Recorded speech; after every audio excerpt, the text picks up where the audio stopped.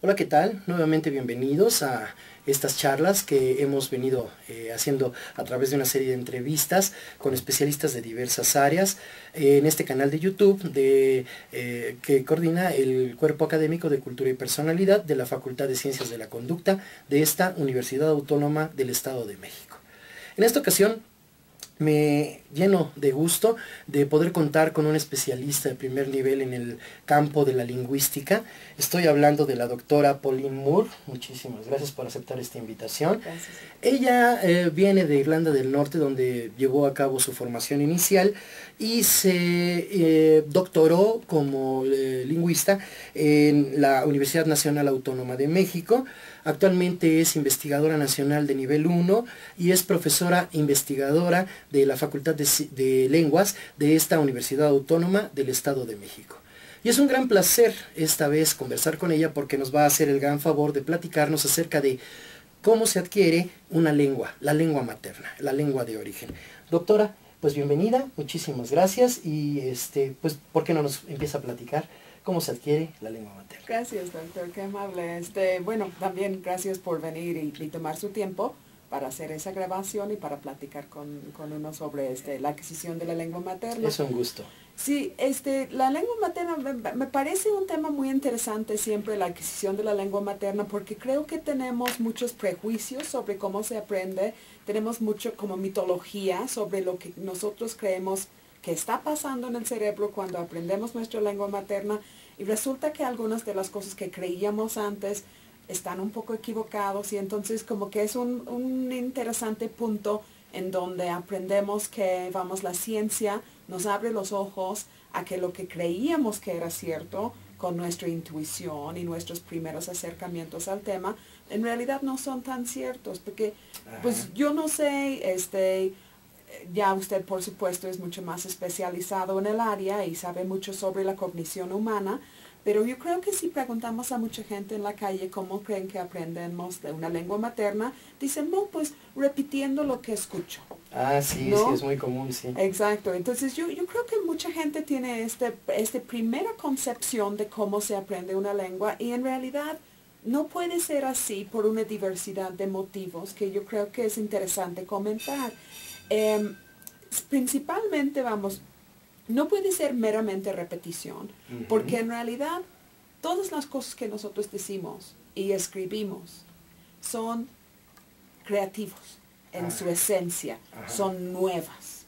En su esencia, algo que yo estoy diciendo ahorita es algo que no he dicho antes, es algo que usted no ha escuchado antes. Lo que usted acaba de formular en su introducción es un discurso totalmente novel para usted, es completamente nuevo, es creado, por supuesto, sobre bases, construye sobre bases, pero en su esencia es completamente nuevo, es algo que no se ha dicho antes, y eso es todo el punto, Es como el contrapuesto, el contraargumento de los famosos bola de monos, que si los pones a sentar en frente de unas máquinas de escribir durante miles y miles de años, y ellos al azar están pegando teclas, en algún momento en esos miles y miles de años, uno de esos miles y miles de monos van a producir el texto completo de Shakespeare por puro azar, ¿no? Ajá, sí. Sí. Y bueno, o sea, más bien lo que nosotros hacemos, los seres humanos, es algo mucho más interesante,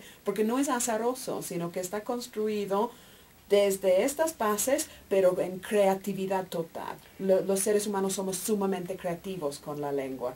Por esto sería mi primer argumento. Muy bien. Que respalda el hecho de que no puede ser meramente repetición. Muy bien. ¿Sí? Otra cosa es igual, nosotros creamos, yo actualmente aparentemente estoy hablando español. No, vamos a mantener por el momento una ficción de que yo sí estoy hablando español. Usted indudablemente está hablando español. Yo no tengo de otro. No, sí tiene, yo lo conozco y sí sabe, tiene muy buen nivel de inglés también. Pero usted indudablemente está hablando español, pero no habla español igual que su papá. No. Ajá. ¿Qué diferencias nota entre cómo habla usted y cómo habla su papá, por ejemplo?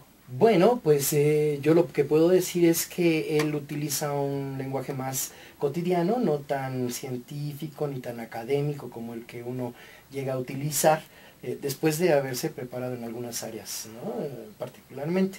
Entonces yo sí noto una diferencia importante entre la manera de hablar que tiene mi padre y la que tengo yo. Por otro Perfecto. lado, las experiencias que él tuvo en la vida y que ha tenido, que tiene en la vida, pues lo hacen también acomodar diferente los conceptos y los enlaza de manera distinta. Y por supuesto esto lleva a que la interpretación que él hace de los eventos, ¿no? Sus significados sean distintos de los míos. Entonces es algo muy sorprendente y sin embargo intentamos entenderlos. Ok, ajá, Sí. exacto. Bueno, yo iba por algo mucho más mundano, pero eso es muy, muy buen punto. Vamos, su formación se externa cuando se expresa, ¿no? Incluso la misma selección de palabras. Usted elige ciertas palabras que su papá no elegiría. Yo también elijo ciertas palabras. Por ejemplo, tiendo a no hablar de palabras en mi trabajo, en mi investigación. No hablamos de palabras, hablamos de elementos léxicos, hablamos de cadenas léxicas, hablamos de léxico mucho más que de palabras. ¿Por qué? Porque para nosotros la palabra como concepto no es particularmente útil, porque la palabra tiende a ser un concepto que es ortográfico. Ah, ya, ¿No? entiendo. Empieza con un espacio, hay una secuencia de letras, termina un espacio. Y eso funciona para muchas palabras. Y muchas palabras, vamos, son palabras. Muchos elementos léxicos son palabras, como por ejemplo vaca, Sí. ajá, o libro, em, o incluso emergentismo. ¿No? Es una unidad léxica que también es palabra. Y sin embargo hay otras unidades léxicas como de acuerdo o por supuesto que no son unidades ortográficas, sino que es una espacio, secuencia de letras, espacio, otra secuencia de letras, espacio, y esto es lo que constituye en sí la unidad léxica en un elemento como por supuesto o de acuerdo. Oiga, doctora, ¿y entonces cómo es que vamos los seres humanos introyectando, no sé si es un término correcto, esas unidades léxicas, cómo es que se van agrupando en términos cognitivos, para que nuestros seguidores puedan tener una idea clara de cómo esto se va acomodando a nivel cerebral, ¿no? Bien, precisamente, sí. Y es efectivamente la razón por la distinción que hacemos y la importancia de la distinción entre palabra y unidad léxica es precisamente porque el lenguaje se lleva a cabo en la cabeza de uno y no en el papel. Ya. Nosotros tendemos a creer que lo que tenemos en papel es más importante de lo que tenemos en la cabeza.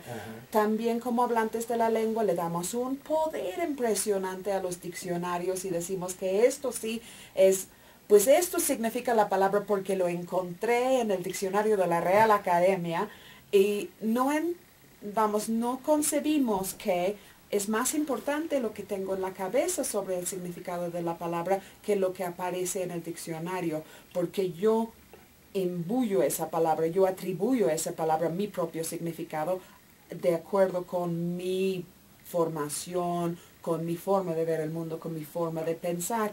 Ahora bien, el concepto de palabra es un concepto que es ortográfico, es un concepto que es escrito, pero en su primer momento la palabra es mental. La palabra es cognitiva, la palabra es una imagen fonológica, es una representación de sonidos. Incluso podría decirse que es un intento de representación de la realidad, ¿no? Exacto. Las palabras no son realidades. Exactamente. ¿Y cómo es que se van agrupando, doctora? ¿Por asociación? ¿Se van agrupando por significados? ¿O por eventos, por experiencias? ¿Es fonético? ¿Es visual? ¿Cómo es que se va dando este proceso? Pues es un poco de todo y está bastante complejo. Vamos, hablo del diccionario y lo que nosotros tenemos interiorizados, que es un léxico mental, más bien. El léxico mental es similar en algunos respectos con el diccionario y es diferente en otros respectos.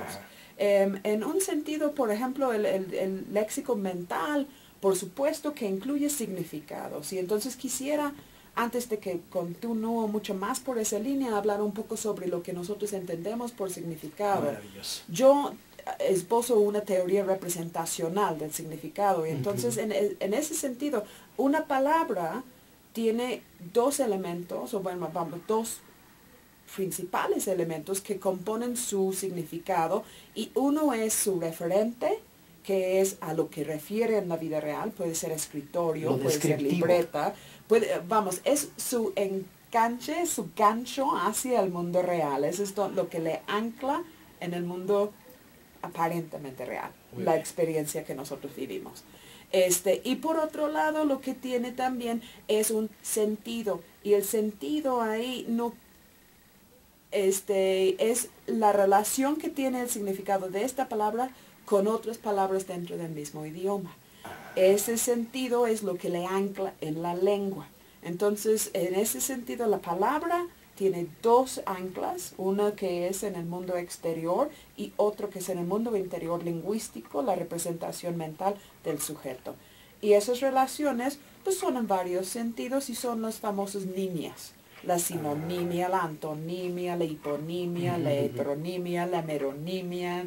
Claro. Uy, hay un listado de ellos. Fíjese que esto que usted nos hace el gran favor de compartirnos, para mí es algo muy innovador, ¿no? Porque, bueno, yo he tenido siempre la idea de que el significado, bueno, desde Osgood se hablaba de que tenía una parte denotativa y otra parte connotativa.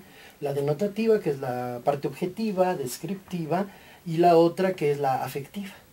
Recientemente yo he escrito que el significado tiene dos componentes también, que es la parte descriptiva, yo le llamo directo así descriptiva, y otra que se llama valorativa. Pero lo que me llama mucho la atención es que usted habla de un sentido. ¿Y por qué unos toman un sentido y por qué otros toman? ¿Es la experiencia lo que nos lleva a esto? Ok, ahora, ojo, porque es toda esa cuestión de connotación es precisamente lo que hace que su representación de la lengua española que usted tiene, y no estoy dudando de su capacidad de hablar español en absoluto, sino es lo que la hace tan individualizado, tan individuo, y tan, lo que nosotros llamamos aquí es el idiolecto de uno. Ese es un término que es similar al dialecto, que en la lingüística no es un término ofensivo, es un término nada más que describe una variante de una lengua, y el idiolecto, que es la variante individual de uso de esa lengua. Y usted tiene un idiolecto de español que hace que sea diferente a cómo habla su papá, a cómo hablen sus alumnas, a cómo hablen sus compañeros de trabajo, y hace que cuando levanto el teléfono y estoy hablando con José Luis, yo sé que estoy hablando con José Luis. Claro. O cuando usted levanta el teléfono y sabe que está hablando con Pauline, sabe que está hablando con Pauline porque tengo, y yo más que usted, tengo toda una serie de idiosincrasias en mi uso de la lengua española. Claro. Incluyendo algunas pronunciaciones que son más bien ingleses y otras cosas que no puedo identificar que vienen necesariamente de inglés, sino que vienen de una interiorización parcial de la lengua española. Pero yo soy un caso mucho más complicado, no quisiera hablar de eso hoy. Oiga, doctora, ¿y cómo entonces, si cada uno de nosotros tenemos una forma de interiorizar, de manejar la información, de generar nuestros propios significados, cómo es que nos podemos entender? Es que precisamente por lo mismo de que está anclado tanto en la realidad como en el sentido entre palabras, porque este sentido al que me refiero yo no es el sentido en términos de connotación, no es mi reacción personal a la palabra, sino que son unas relaciones léxicas, semánticas estables entre palabras. En el sentido de, por ejemplo, homonimia, banco y banco. Y banco, que es el banco a donde voy a hacer, a cambiar mi cheque, por ejemplo, y banco, que es el en que me siento en el parque, y tanto usted como yo sabemos que banco puede referir a ambas cosas, y eso es un sentido convencionalizado de la palabra. Y esto es algo muy importante para la adquisición de la lengua materna, ¿no es cierto? Exactamente. Es en un sentido, vamos, la lengua, el aprendizaje de la lengua, la adquisición de la lengua materna, en sí es la socialización básica del sujeto en su contexto, en su comunidad discursiva. en su comunidad de lengua, pues. O sea, sí. El convencionalizar precisamente esas relaciones, porque por un lado sí es muy importante que es idiosincrásico, que es muy individual, pero por otro lado también es eminentemente social el proceso de uso de la lengua, y aprendo la lengua para comunicarme. Claro. No solo para expresarme, sino también para saber qué piensa usted, qué tenemos en común, qué cosas podemos compartir, qué no podemos compartir, de qué forma vemos diferentes cosas. Todo esto es el proceso de la lengua en sí, es tanto individual como social.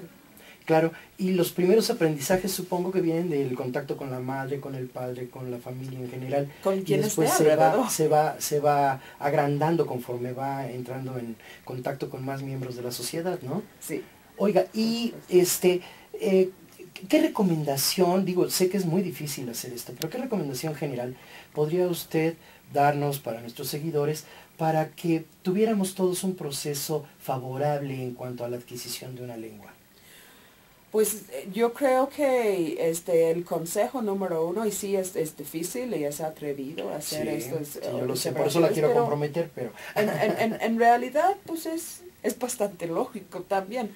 Hable con los niños, habla con ellos, ¿no? Habla con ellos en el sentido de comunicarse, no solamente de mandar, sino también de ver cosas en común y de compartir experiencias y de hablar sobre estas experiencias, hablar y hablar y hablar y hablar. Quitarnos el prejuicio de que son niños y no entienden, ¿no? Hoy, claro que entienden y entienden, entienden. Vamos, incluso si no, en los primeros días en donde no entienden, por ejemplo, las palabras, digamos, si es que lo quisiéramos ver desde esta perspectiva, sí están entendiendo el tono. Están entendiendo la intención, porque la intención, vamos, sí está en nuestras palabras y nuestro significado está en las palabras, pero también mucho del significado que comunicamos lingüísticamente está en nuestra disposición corporal, en la cara, en la sonrisa, en el tono, en la suavidad. Es muy, muy importante en los primeros días, primeras semanas, que se exponga a estos sonidos de la lengua, ¿no?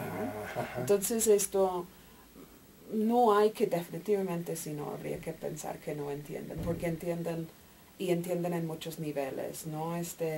Yo creo que incluso, por ejemplo, mi alemán no es nada bueno, pero cuando estuve en Alemania y escuché a alguien que estaba enojado hablando en alemán, yo no me quedaba en la menor duda que estaba enojado.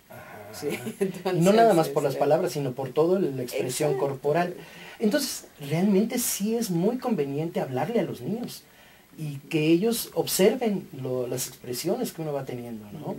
De esa forma, a lo mejor ellos van estructurando ciertos términos de manera similar o cercana a como yo los manejo, y quizá pueda darse un mejor entendimiento entre aquellos que dialogan, lo que se comunican, ¿no? Porque bueno, es algo muy difícil, ¿no? Todo, o sea, ahora sí que hay un dicho que dice que cada cabeza es un mundo. Y sí, cada quien tiene una interpretación muy propia de la vida, de la realidad, de las cosas. Pero déjenme pasar a un punto que todavía me queda así como que aquí en el tintero. Mucho se ha hablado que las palabras las traemos genéticamente instaladas y mucho se ha hablado de que las aprendemos. ¿Será realmente innato o será aprendido? ¿Es una conjunción? ¿Qué nos puede usted regalar de luz al respecto? Sí, ahora, en términos de lo innato que pudiéramos tener en términos lingüísticos, definitivamente no serían palabras, porque vamos, por ejemplo, si usted o yo hubiéramos nacido en China y nos traen a México para nuestra socialización primaria, aprendemos español, no chino. Claro. ¿No? Entonces lo que sí tenemos, no estoy obviamente seguro, son teorías, se postula que tenemos un aspecto del aprendizaje que es innato, que ya está ahí desde el nacimiento, pero en sí no es el léxico, sino que son esas estructuras que podemos utilizar en la lengua. Esto se llama, es una teoría generativista de la adquisición de la lengua, el que dice que lo más importante es lo innato, pues, pero como en todo, después lo voy a atenuar y voy a decir que también es muy importante la experiencia. Esta teoría lo que postula es un lingüista muy conocido que se llama Noam Chomsky, que hoy en día se dedica más bien a la política, pero es lingüista. Pero trabajó alguna vez, claro. Sí. Y él lo que postula es un dispositivo al interior del cerebro, que es un dispositivo de adquisición de la lengua. En su última manifestación, esto ya era un modelo que se llamaba de principios y parámetros. Y entonces lo que dice que son una serie de principios básicos que se aplica y son universales, que se aplica al aprendizaje de todas las lenguas. No quisiera meterme demasiado porque, por un lado, si les doy un principio falso que todo el mundo va a entender, va a ser falso y no va a reflejar la complejidad de la teoría. Pero si les doy un principio real que realmente existe, no vamos a entendernos para nada. Porque a grandes rasgos, uno de esos principios dice que en una lengua en que no necesito el pronombre, como español, por ejemplo, que uno dice corrió, y no importa si él corrió o ella corrió, contra inglés, donde sí requieres el pronombre, no puedes decir ran, tienes que decir he ran o she ran, el pronombre tiene que ir a fuerzas. Claro. En esas lenguas tipo español, también tiene ciertas fórmulas con respecto a las cláusulas relativas, que solo operan en español, y en inglés, que es al opuesto, esos no operan. Esto es la forma en que funciona ese diapositivo. Y lo que el niño hace originalmente es que tiene la posibilidad de ambos estatus cuando está aprendiendo la lengua, y cuando empieza a escuchar evidencias de que hay pronombres en la lengua, se apaga esta y se mantiene esta. Sorpresa. Ajá. Y si a lo que se expone es más bien que no hay pronombres, se apaga esta y se queda esta. Por eso es tan difícil adquirir una segunda lengua también. Por eso toma tanto tiempo aprender la lengua materna y luego desaprenderla para poder aprender una segunda. Sí, claro, o sea, el problema es que tenemos que reactivar algunas zonas del cerebro seguramente que se desactivaron, ¿no? O sea, porque no generaron asociaciones suficientes para poder utilizar o no los pronombres, como en este ejemplo que usted nos ofrece, ¿no? Ahí sí, en realidad no tenemos ni la más mínima idea de qué podría estar pasando ahí. Es bien posible que una vez que hago apago un switch y tengo aprendido esto, puede que se atrofie este switch, que obviamente es un neurona, ¿no? Y que ya no lo podré volver a acceder, por lo que cuando aprendo una segunda lengua tengo que utilizar otros procesos cognitivos de aprendizaje. No puedo. Está el tablero, digamos, que es el dispositivo de adquisición de la lengua, es relativamente eficiente. Es bastante rápido. Sí. Se aprende mucho más rápidamente y mucho mejor la lengua materna que cualquier segunda lengua. Y entonces, por eso se postula que probablemente una vez que ocupo ese tablero para aprender una lengua, ya no me sirve para aprender otra. Y fíjese que aquí algo bien interesante también es que uno cuando escucha hablar a alguien extranjero la otra lengua, se da cuenta de si ellos hablan más en presente, en pasado, en futuro, con pronombres y pronombres, etc. Es realmente interesante, ¿no? Entonces yo creo que sí es algo digno de seguirse estudiando, de seguir trabajando en esto, porque yo creo que puede tener grandes aportaciones para que ayudemos a los niños, sobre todo, a adquirir una segunda lengua en un momento dado, ¿no? Pero bueno, a ver, aquí sí, ya para ir cerrando, yo espero no me falte algo de lo que usted hace el favor de regalarnos esta mañana. A ver. Sí, porque es que con esto, con el dispositivo de adquisición de la lengua, vimos todo el lado de innatismo, pero habíamos dicho que eran ambas cosas, que también es muy importante el ambiente en que está el infante, por lo mismo que es muy importante que se hable con el niño. Y bueno, ahí tenemos una serie no son estudios, sino más bien, se han presentado casos clínicos de personas, notoriamente una jovencita que se llamó Jeannie en Los Ángeles, quien estuvo durante su infancia aislado del contacto con otros seres humanos y no adquirió el lenguaje. Y entonces esto, además, ese dichoso tablero, el dispositivo de adquisición de la lengua, parece que al momento de la pubertad se apaga, se agota, ya no sirve. Y tiene que haber sido activado con entradas lingüísticas del ambiente es decir, que el niño tiene que haber escuchado que hablara la gente. Esto es muy interesante. ¿Sabe una cosa? Voy a pedirle un gran favor y a nuestros seguidores también. Voy a cortar un poquito y vamos a volver a poner para terminar con esta fase de la entrevista. ¿Listo?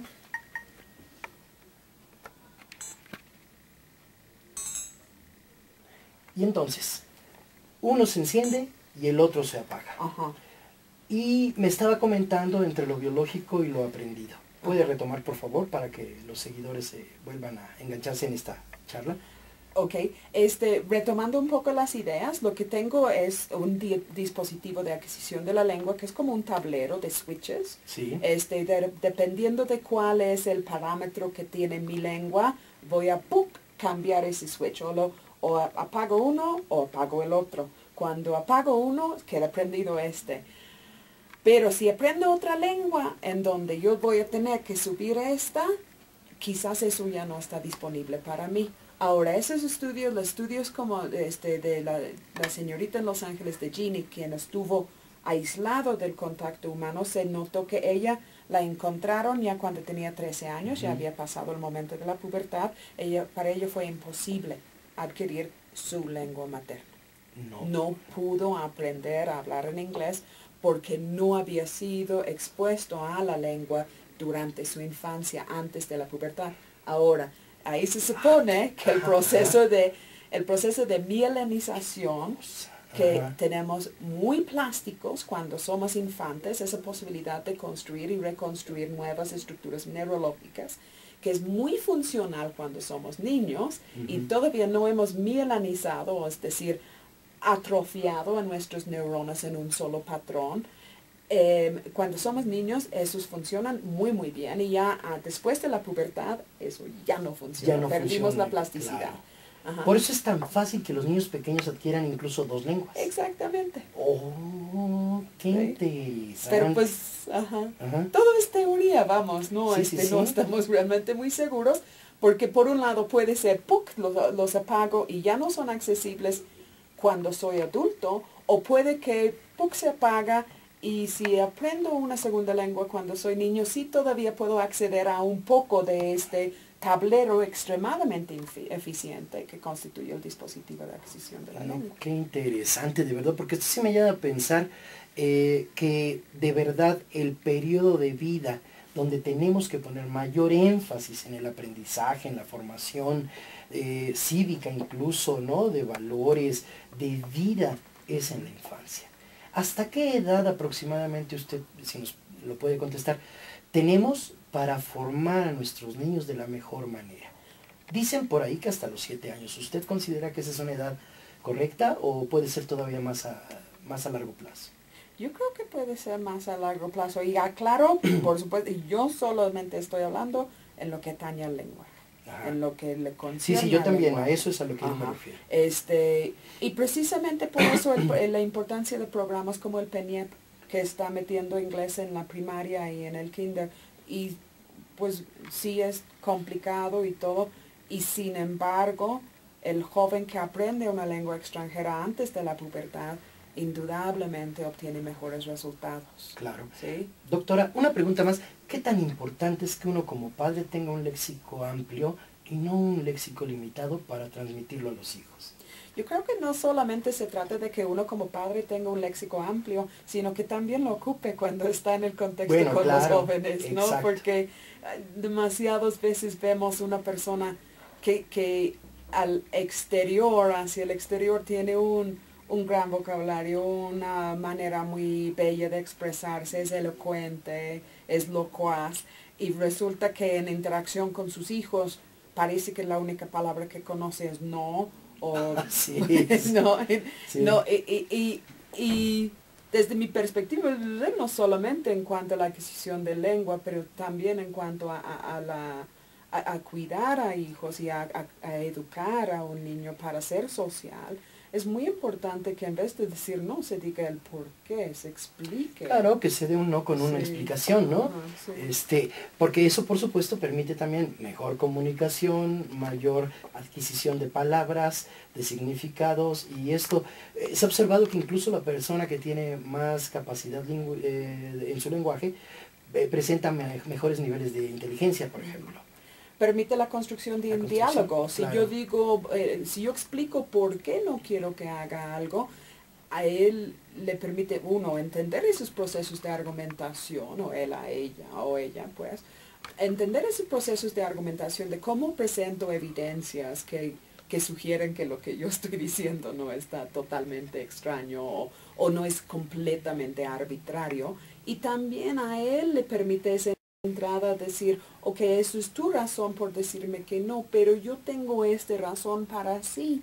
Y entonces eso es donde precisamente empezamos a entrar en un diálogo que son los procesos que requerimos. No, de verdad, qué cosa tan interesante todo esto que usted nos ha hecho a favor de regalarnos esta mañana. Y bueno, el tiempo se nos agota. Voy a tratar de hacer un resumen de lo que usted nos acaba de ofrecer.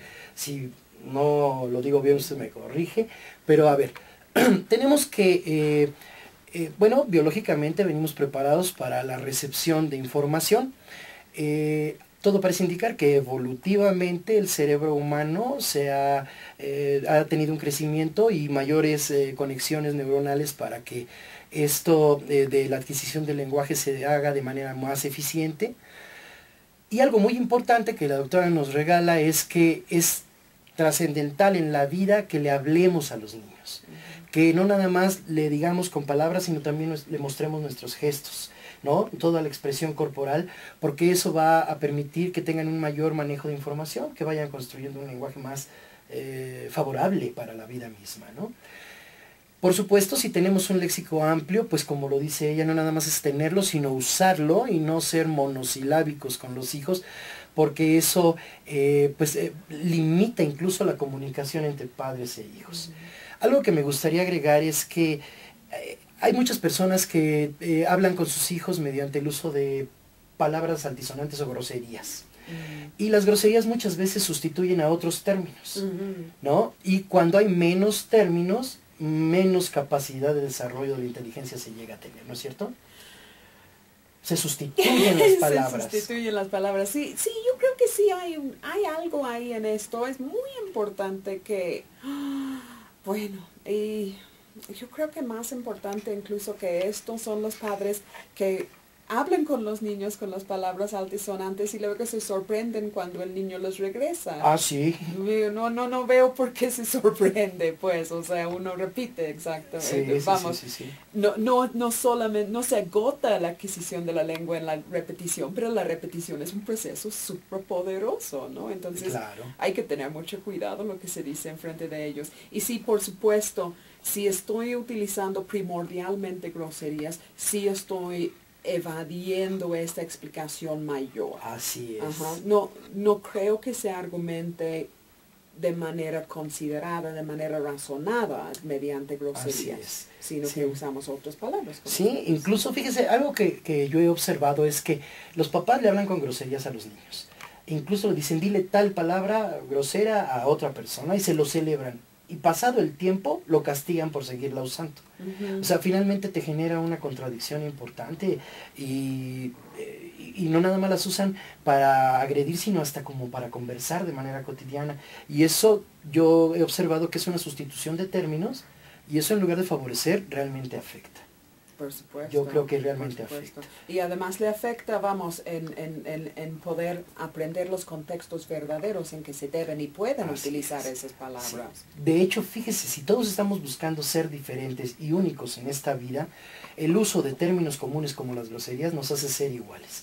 Yo creo que hay que usar el lenguaje, como usted lo dice, yo creo que el lenguaje es el sello propio de cada persona, ¿no? O sea, y cada quien pues manifiesta a través de su lenguaje cómo concibe la vida, cuáles son sus significados, cómo la interpreta, y eso le da un sello de autenticidad, de individualidad, No sé si vamos correctos. No, sí. ¿Sí?